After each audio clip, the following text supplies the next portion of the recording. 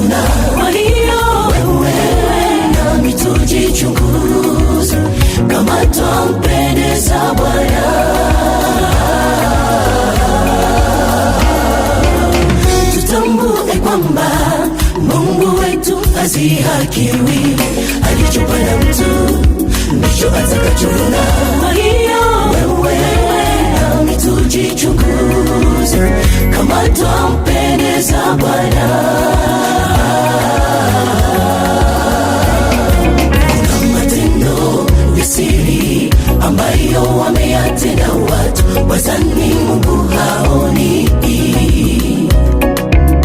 na yale matendo